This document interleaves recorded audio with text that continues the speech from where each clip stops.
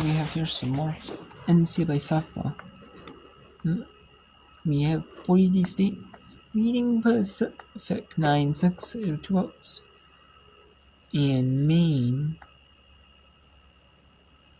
Now with a runner on second now. Yeah, that one. And there's a runner on first and second.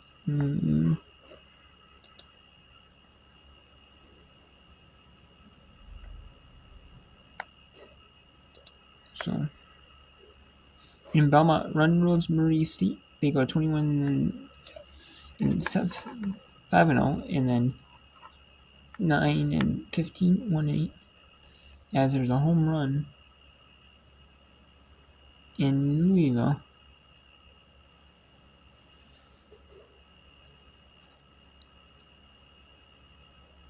(14-4) on Northern Kentucky in that one. And then we got women's lacrosse game. Boston College, number 1 team in the country, 9-4 on Brown here.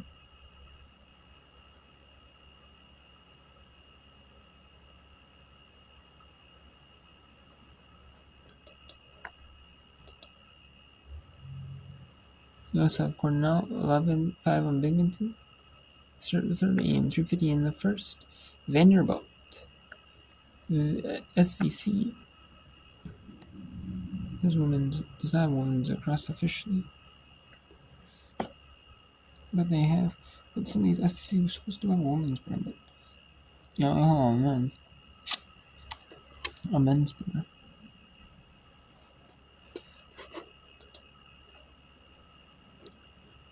And we have St. Francis P. and Robert Morris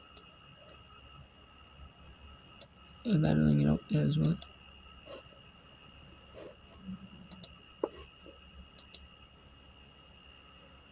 And Pacific Falls in that one. Let's see, Maine and Iona here.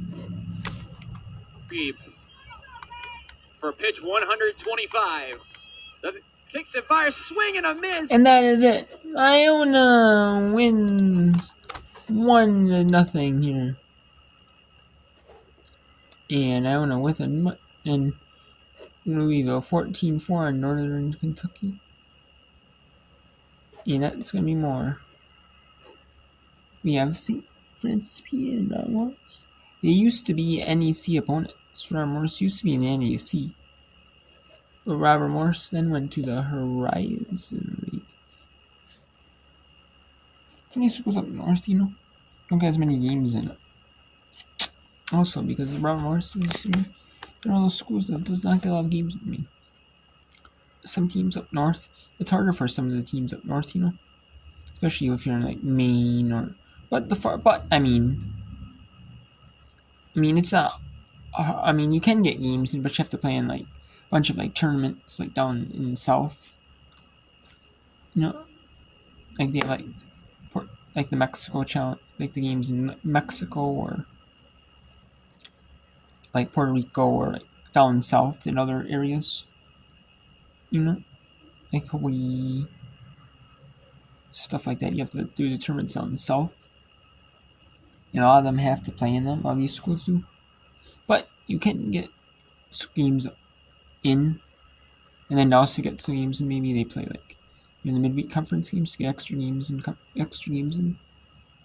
So it's just conference games, but they do it. They get extra games in as well. The NAC does that, so like they do the doubleheader with 2 teams playing each other. They do now. A lot of these schools, they don't get like home games. They do, but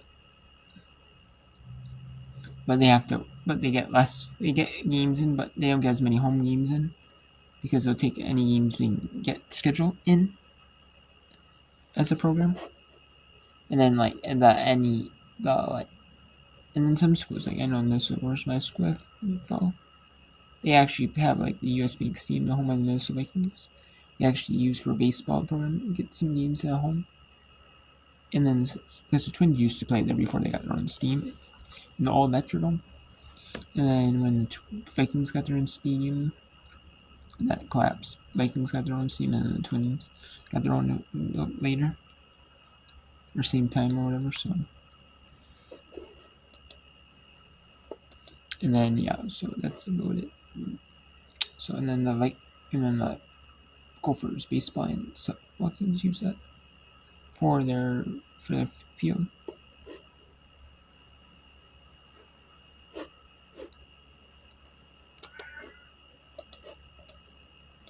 We have DePaul and UIC and Binghamton at corner. Figure you gotta go. You go outside.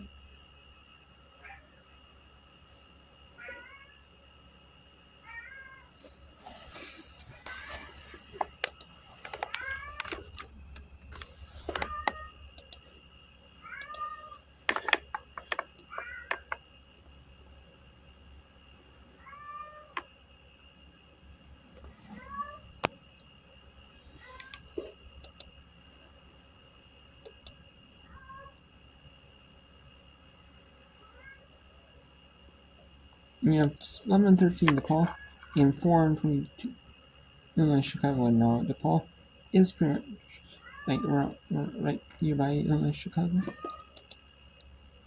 And Binghamton and Cornell. Now 5-2. They're playing one Ivy League game already. Binghamton is 3-5. They're not playing the America East Conference yet. Louisville is all over Kentucky pretty much. So we can get rid of that one. Let's bring in Campbell and Sacramento State. Or Columbia and Sacramento State. Columbia and Sacramento State.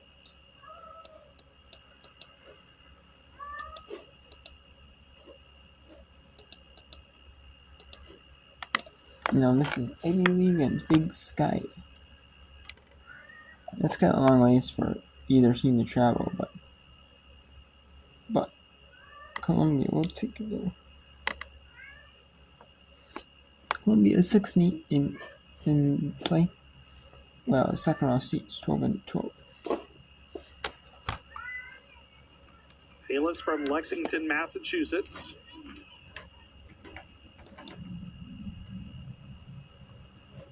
Let's go to St. Francis, Pennsylvania.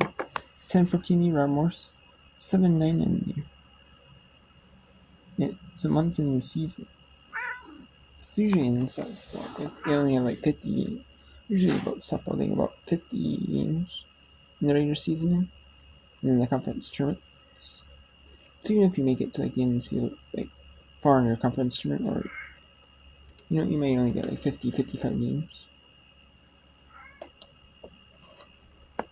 Courtney Polich comes in off of the wild pitch.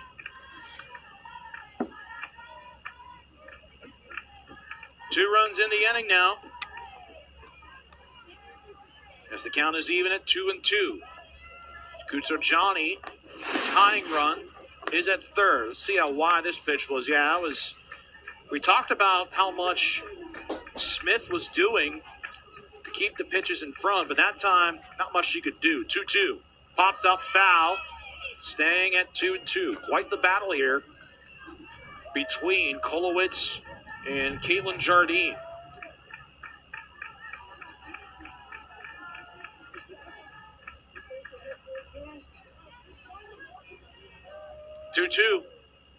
Ball 3.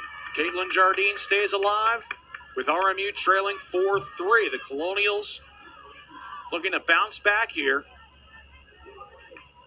The tying run at third, the go-ahead run at the plate with 2 gone in the inning. Here's the 3-2. Swing and a miss, strike 3. Down goes Caitlin Jardine, and St. Francis, despite giving up 2 dents in the armor, still maintains a 4-3 lead going into the 7th on ESPN+. Ketchup, in my opinion, it's the epitome of where art meets science. Everything from flavor to color to texture is scrutinized. Am I a ketchup nerd? Absolutely. Choose joy. Choose your calling. So let's go to DePaul. UIC. The Flames. Leading DePaul here, 6-3.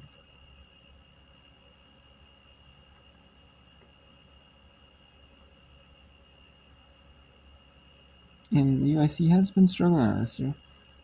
Been able to get a good amount of games in this year. You know. And they are 4-22 in the year. DePaul is 11-13 in the year. So two teams that are struggling a little bit in conference play. Are struggling a little bit. Like UIC is struggling this season, but DePaul is kind of up and down on the year.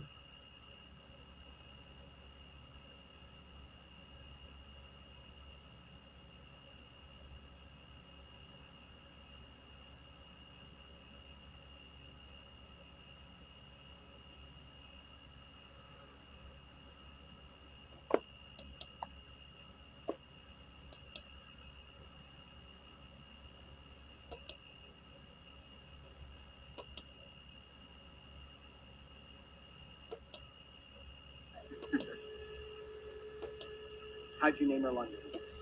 Well, actually, it was my little brother's idea. Okay. I got to name our first dog. My brother and I have an 11-year age difference. Okay. So he actually really wasn't around when we had the first dog. But he thought it was only fair that he could name the second dog. Okay. But, I was not mad at the name. I think London's a cool name. What's your other dog? Our old dog's name. Okay. Her name was Cookie. She looked like an Oreo, so she was black and white, and I was 11 years old. Okay. And I was like, Oreo is so basic. We have to name her Cookie. And Cookie it was. There will be no basics in the Butler family. Exactly. Going back on it, not able to get it just out of the reach of Sanchez. Again, just at that tough angle, you say to yourself in those type of circumstances down the first baseline, if you run out as quickly as you can to sprint, then settle, try to get underneath it. But if you overrun it, then you're trying to retreat. That's just a tough play all around. Count 2-2, no runners on top, half of the sixth. Alvers. Nice shot off to right. That'll find the gap in right center. Trying to make it to 2 and able to do so with a slide is Carly Alvers, the senior out of Lincoln Way Central. Some momentum building up for the Blue Demons. Again, haven't really seen a lot of great hits out of them or been a lot of pop-ups in this game, easy tag outs. But just the ability to, split those outfielders and get to second base. DePaul trying to close this one out. Runner at second. Every run so valuable at this point.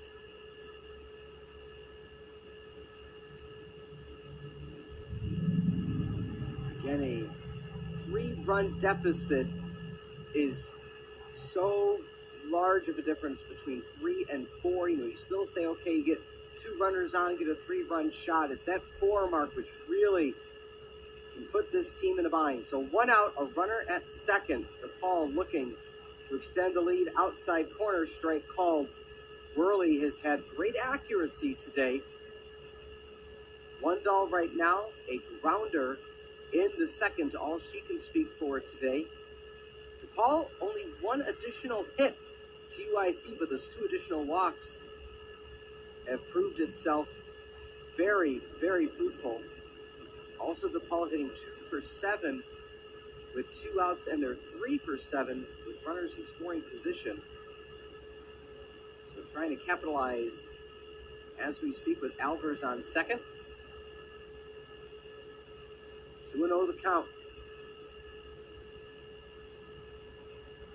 Lundahl on the season, 3 hits,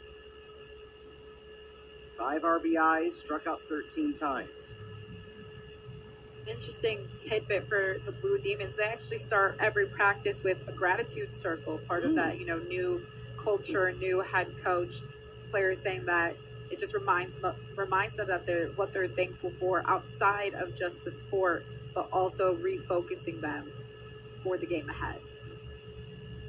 DePaul doing a very good job promoting new coach, new staff, new members of the team. They have an outstanding podcast, the Blue Demon Room. So if you want to get a listen to find out not only more about the program, the team and players, both teams do such a good job in terms of, not only their marketing, their promotions, their communications, and it really sets you apart. And, you being a former player yourself, that's a nice feeling if you're a prospective player saying, I'm going to a place that's going to appreciate me and, want to talk about my background. Yeah, and I mean, being on both sides of it, being a former athlete, now broadcaster, I personally love being able to share the stories of athletes in favor of being an athlete as well. It's great when you're getting recruited or something of the sort, and you get to really see who these players are, what the culture is, because, I mean, that part's difficult to hide. Pitching change coming your way will return. It's The Valley on ESPN. Choose joy. Choose your calling. Choose to really care. Choose to go for it. Just choose. We craft cars for those who choose to do more than simply move. Wake up.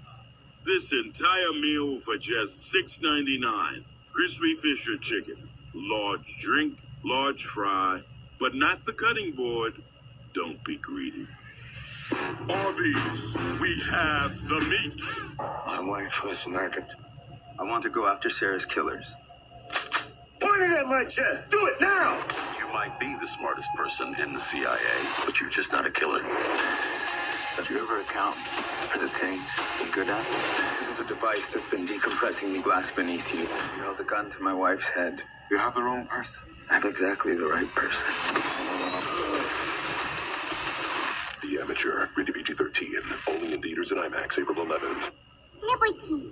Liberty Mutual is all she talks about since we saved hundreds by bundling our home and auto insurance. Liberty. Hey, kid. It's pronounced Bibberty. Liberty. Bibberty. Liberty. Bibberty. Liberty. Bibberty. Liberty. I know she's mocking me. Very mature. Hey, that's the nephew too. Hey, I'm not the one acting like a total baby. She's two. Only pay for what you need. Liberty, liberty, liberty. Liberty. 6-3 your score. It's The Valley on ESPN. Back in the circle is McIntosh. That one sent deep to left, but underneath it cleanly. Runner won't tag, has to be able to get it. And that was pitch number 47 for McIntosh. What were some of her numbers her first time in the circle today? I mean, she was pitching 2 in the third innings before we saw that change, but I mean, this is when the Blue. So let's go back now to St. Francis Evermore. Actually, let's check out some women's lacrosse here for a little bit. Let's check out the 2 minutes about number 1 Boston College and Brown on NESN.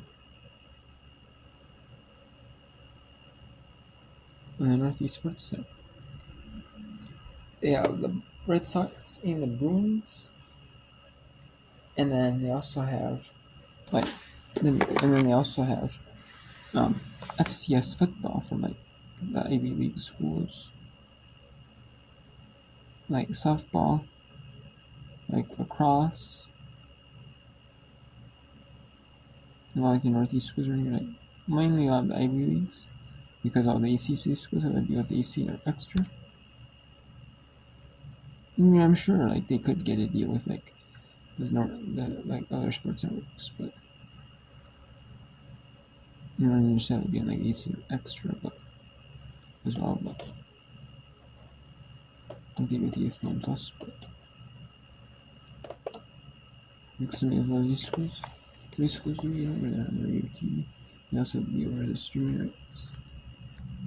On ESPN Plus. It was 1, 2, 3, catch, step, shoot, all. And also FCS football, men's and basketball games, and ESPN networks, and lacrosse or softball, it's on ESPN networks. As well. I mean, on the main ESPN televised network, any ESPN televised network. or another televised like national network. Just have that kind of sixth sense. I mean, Fox Sports 1, Fox Sports 2, Big Ten Network, or like CBS Sports Network, or like ESPN, ESPN 2, ESPN U, ESPN News.